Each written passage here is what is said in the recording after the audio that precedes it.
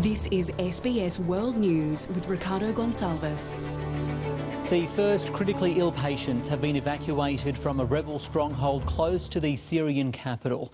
Aid workers have so far taken 4 patients, 3 of them children, out of the Damascus suburb of Ghouta, with another 25 set to follow. 400,000 civilians in the area have been under siege by government forces for the better part of 4 years. What appears to be a series of routine patient transfers, in fact the result of lengthy negotiations that took months to secure. 29 critically ill patients exchanged for 29 government hostages in a deal between the Assad regime and Islamist rebel group Jaish al-Islam, which controls the area. 8-year-old Ingi suffers from the blood disorder haemophilia. She was one of the first 4 people so far evacuated from eastern Ghouta. But some children in desperate need of care simply won't be allowed to leave, like 3-month-old Karim, who lost his left eye in government shelling. Karim is injured. He's going to lose his sight. Here in the Ghouta, he can't get treated. The doctor wants to perform an operation so that he doesn't lose the sight in his other eye.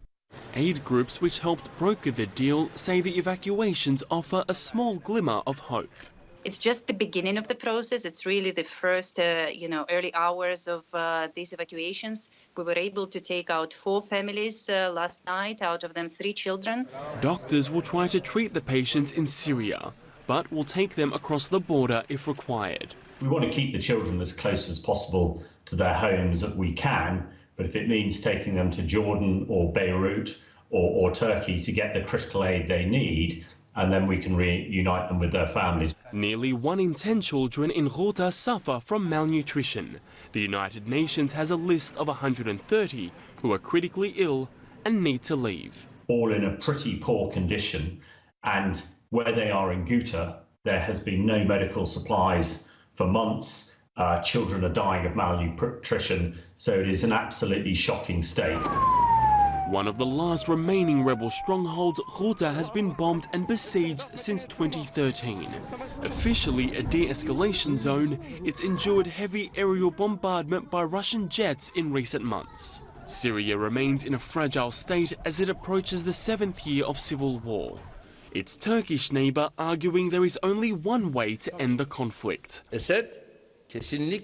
Let me say it clearly, Assad is definitely a terrorist who has carried out state terrorism.